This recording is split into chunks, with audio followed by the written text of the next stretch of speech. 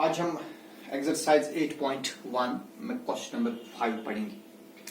इससे पहले कल की वीडियो में आपने क्वेश्चन नंबर 4 पढ़ा, जिसमें हमने देखा कि डायगोनल्स ऑफ स्क्वायर और equal and bisect each other at right angles.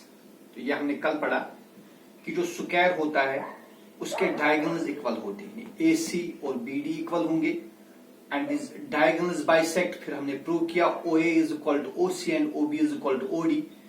And फिर हमने प्रूव किया यहाँ पर जो एंगल्स बनती है ना, ये सारी एंगल्स 90 डिग्री होंगे। आज हमें क्वेश्चन नंबर 5 में इसी क्वेश्चन नंबर 4 का कन्वर्स पढ़ना है। तो क्वेश्चन नंबर 4 का कन्वर्स जो है क्वेश्चन नंबर 5 क्वेश्चन है, show that if the diagonals of a quadrilateral are equal.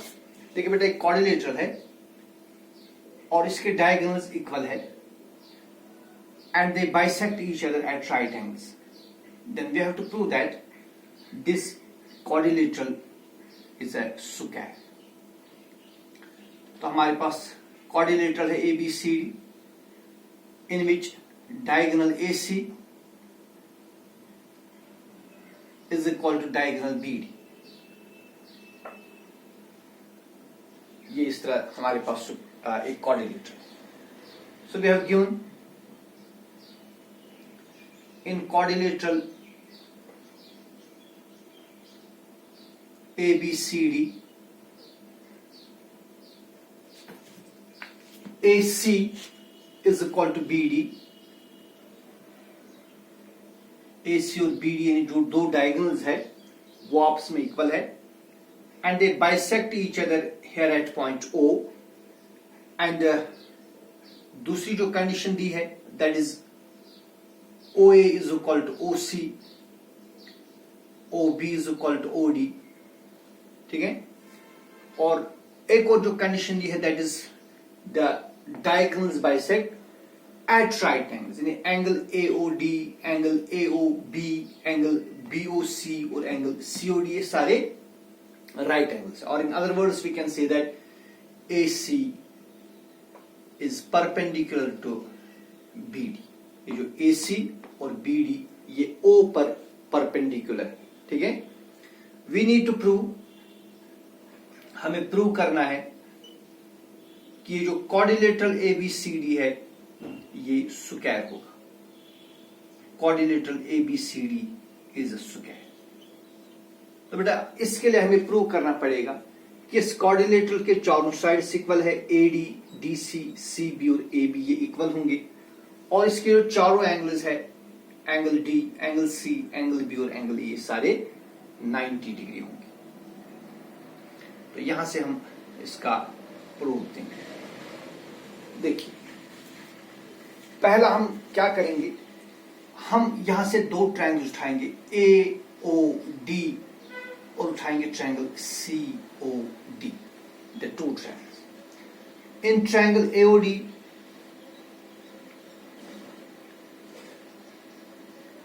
And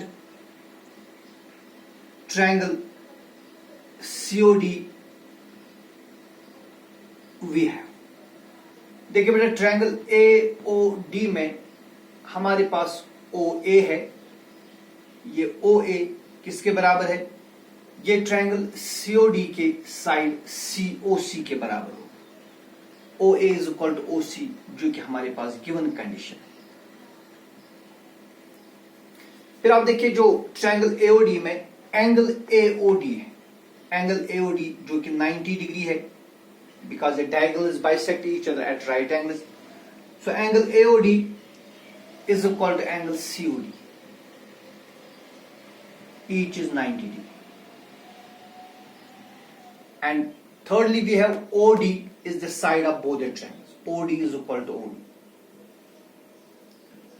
ये दोनों triangles का common side है. So therefore by side angle side congruence rule, ये जो ट्रायंगल AOD है, triangle AOD, it is congruent to triangle COD by side angle side congruence rule. तो बेटा जब ये दो ट्रायंगल्स कॉन्ग्रेंट होंगे, इनके कॉरस्पॉन्डिंग पार्ट्स इक्वल होंगे। तो अगर मैं यहां से AD उठाऊं, AD तो देखिए इसका कॉरस्पॉन्डिंग पार्ट क्या बनेगा, इसका कॉरस्पॉन्डिंग पार्ट बनेगा CD, hence AD is equal to CD। तो लिहाजा जो साइड AD है ये साइड CD के बराबर होगा। देखिए अगर आप इसी तरह ट्रायंगल COD और ट्रायंगल BOC उठाएंगे, सेम प्रोसीजर से आपको क्या मिलेगा, number 1 OD is equal to OB, angle COD is equal to angle COB each 90 and OC is equal to OC, it is common. तो फिर ये ट्रायंगल और ये ट्रायंगल भी कॉन्ग्रुएंट आएगी। जब ये ट्रायंगल्स कॉन्ग्रुएंट आएगी वहां से आपको मिलेगा CD is equal to BC। फिर इसी तरह आप ये ट्रायंगल और ये ट्रायंगल कॉन्ग्रुएंट दिखाएंगे, वहां आएगा AB is equal to BC। फिर ये ट्रायंगल और ये ट्रायंगल कॉन्ग्रुएंट दिखाएंगे, वहां आएगा AB is equal to AD। तो इस तरह हम प्रूव कर सकते हैं कि जो क्वाड्रिलेटरल ABCD, इसमें AD, DC, CB और AB ये सारे इक्वल है। तो वही मैं लिखूंगा। Similarly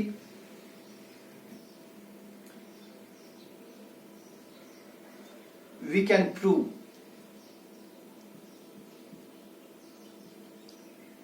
prove AB is equal to BC is equal to CD is equal to AD। तो बेटा इस क्वाड्रिलेटरल में फिर चारों साइड्स इक्वल आ गए, तो हो गई स्क्वायर की जो पहली प्रॉपर्टी है वो सेटिस्फाई हो गई, क्योंकि स्क्वायर के भी चारों साइड्स इक्वल होती। तो पहली प्रॉपर्टी हमसे सेटिस्फाई हो गई कि जो इसके चारों साइड्स इस क्वाड्रिलेटरल के वो इक्वल है। अब हम दिखाएंगे यहां जो angle A, angle B, angle C और एंगल D, ये चारों एंगल्स 90 डिग्री होंगे।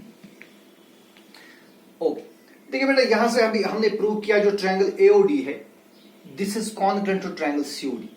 तो दूसरी बात अभी हमने देखा जो साइड्स है वो आपस में इक्वल होंगे as these are the corresponding parts of congruent triangles. लेकिन साथ ही साथ अगर मैं यहां से उठाऊं ट्रायंगल ADO, यहां से आप देखिए triangle ADO, also angle ADO यानी ये वाली है, इसका मैं नाम रखूंगा एंगल 1। देखिए इसका कॉरस्पॉन्डिंग पार्ट क्या बनेगा, इसका कॉरस्पॉन्डिंग पार्ट क्या बनेगा यहां पर,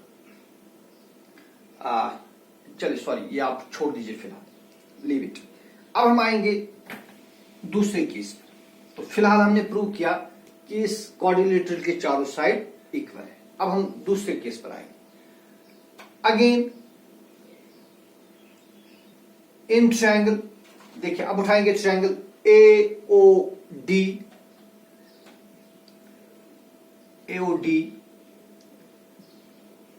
and triangle COB and triangle COB we है। देखिए बेटा अब इन दो ट्रायंगल्स में क्या है, ट्रायंगल AOD और ट्रायंगल COB।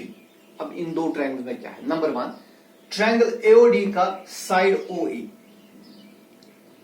ट्रायंगल COB के साइड OC के बराबर है। It is given because the diagonals bisect each other. Then यहां पर जो एंगल है ये वाली एंगल AOD, ये एंगल AOD किसके बराबर होगी, ये होगी बराबर एंगल COB, ये इस एंगल के बराबर होगी, is equal to angle COB। क्यों बराबर होंगे, क्योंकि ये है वर्टिकली अपोजिट एंगल्स। ठीक है, ये एंगल और ये एंगल है vertically opposite angle. And thirdly triangle AOD का साइड OD, ये साइड OD किसके बराबर होगा, ट्रायंगल COB के साइड OB के बराबर है। क्यों बराबर है, because the diagonals bisect each other, तो ये भी गिवन कंडीशन है। Hence by side angle side congruence rule the triangles are congruent. So therefore triangle AOD is congruent to triangle COB। तो बेटा जब ये दो ट्रायंगल्स कॉन्ग्रुएंट होंगे इनके भी कॉरस्पॉन्डिंग पार्ट्स इक्वल होंगे। तो इन पर्टिकुलर अगर मैं उठाऊं एंगल ADO जो यहां पर बनती है, इसका नाम मैंने रखा angle 1। So hence angle ADO यानी एंगल 1 जो है वो होगी बराबर angle CBO means this angle, इसका नाम रखेंगे एंगल 2। हेंस एंगल 1 जो है ये एंगल 2 के बराबर होगी as these are corresponding parts of congruent triangles. ठीक है, और इसी तरह ये वाली एंगल, ये एंगल जो एंगल DAO है, यहां से आप देख सकते हैं DAO, जो ए पर बनती है, अगर मैं इसका नाम रखूंगा एंगल 3, चलिए हम ऐसा करेंगे, इसका नाम रखेंगे एंगल 2, इसका नाम रखेंगे एंगल 3 और इस एंगल का नाम रखेंगे एंगल 4। तब एंगल 1 एंगल 3 के बराबर होगी। अब 2 हम नहीं लिखेंगे, एंगल 1 एंगल 3 के बराबर होगी because these are corresponding parts of congruent triangles, और एंगल 2 एंगल 4 के बराबर होगी। These are corresponding parts of congruent triangles, दोनों का सेम रीजन है। लेकिन अगर आप ऑब्जर्व करेंगे, देखिए आप पहले लीजिए एडी, यहां से यहां मैं दिखाऊंगा। नाउ टेक, चलिए पहले हम एडी लेंगे और फिर यहां से बीसी लेंगे, एडी और B C, these are two lines. देखिए बेटा, पहले जो ट्रांसवर्सल बीडी है, बीडी से ट्रांसवर्सल एक एंगल हमारे पास यहां बनती है और एक यहां बनती है, इसका नाम है एंगल 1 और इसका नाम है एंगल 3। अब देखिए जो एंगल 1 और एंगल 3 ये कौन से एंगल्स है? These are alternate interior angles, and we know that when two lines are intersected by transversal such that alternate interior angles are equal, then lines are parallel। लिहाजा जो AD और BC है, ये side और ये side, ये आपस में पैरेलल होंगे, ठीक है।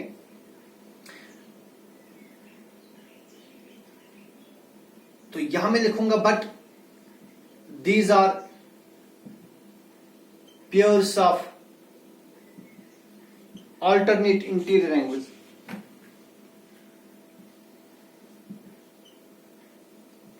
alternate angles या alternate interior angles लिखेंगे। So when alternate interior angles are equal, lines are parallel.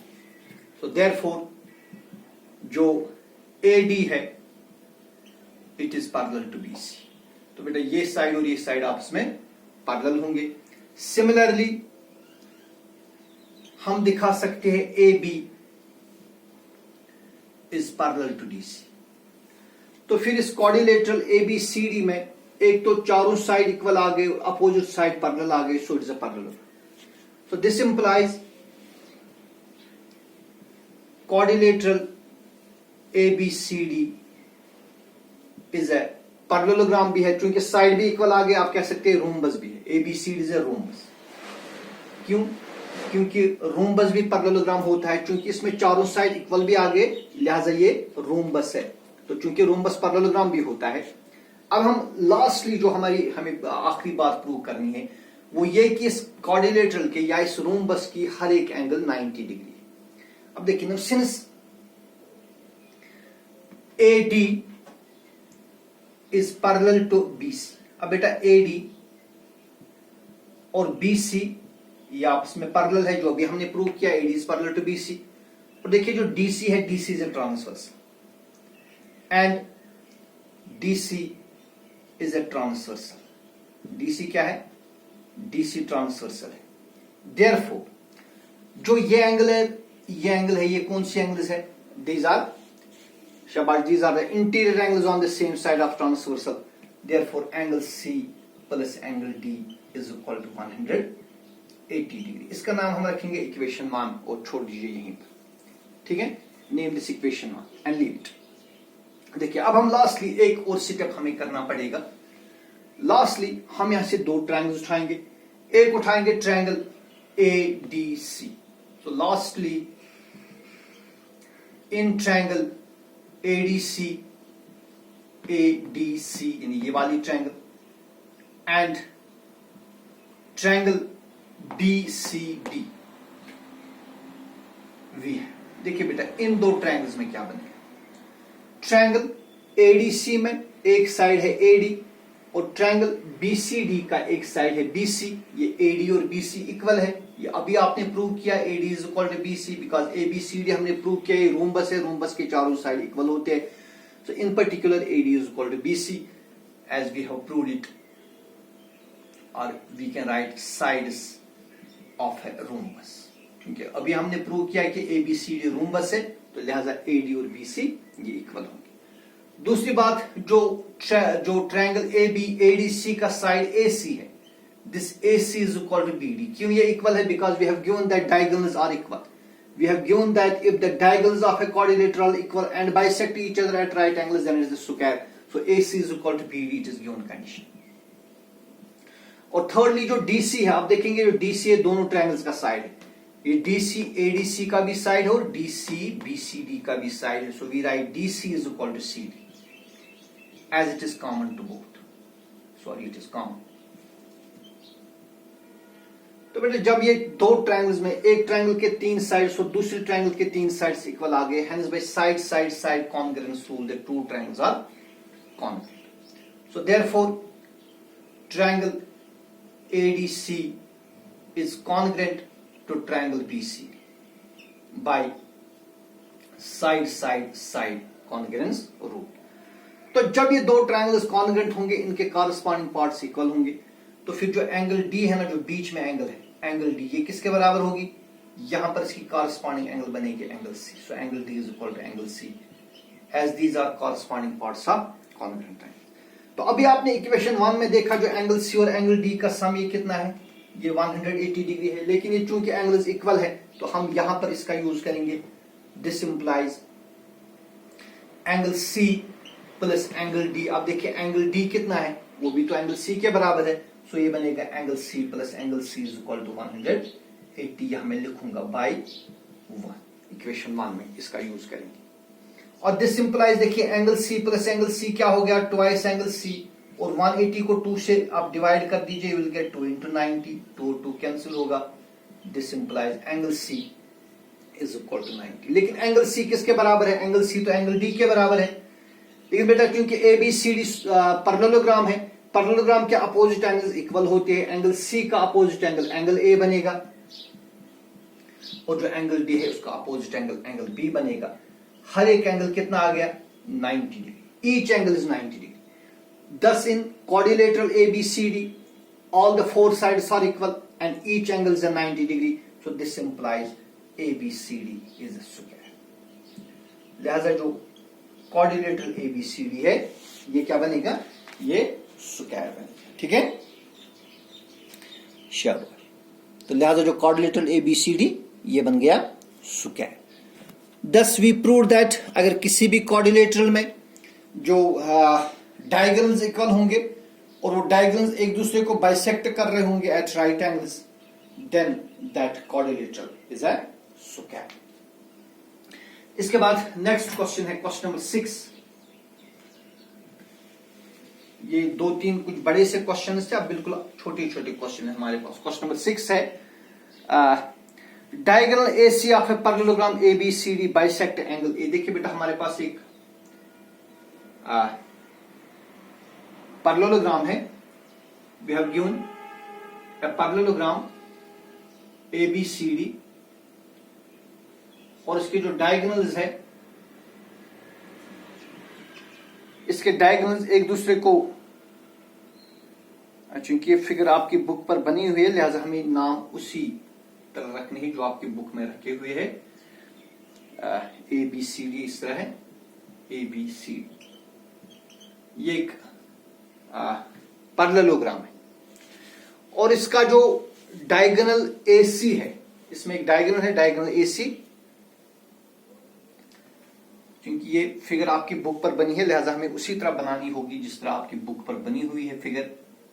ये इस तरह है, यहां से CD है, यहां से है, ये इस तरह फिगर है. और उसका पहले जो डायगोनल AC है, diagonal AC it bisects angle A. ये एंगल A को बाइसेक्ट कर रहा है. यानी अगर इसका नाम रखेंगे एंगल 1, इसका नाम रखेंगे एंगल 2, तब एंगल 1 एंगल 2 के बराबर होगा. We have to prove that it bisects angle C. तो हमें प्रूव करना है कि ये जो डायगोनल AC है ये एंगल C को भी बाइसेक्ट करेगा. यानी we have to then prove that angle 3 is equal to angle 4. और साथ ही हमें प्रूव करना है कि जो ABCD एक रोम्बस है. So we have given in parallelogram ABCD diagonal AC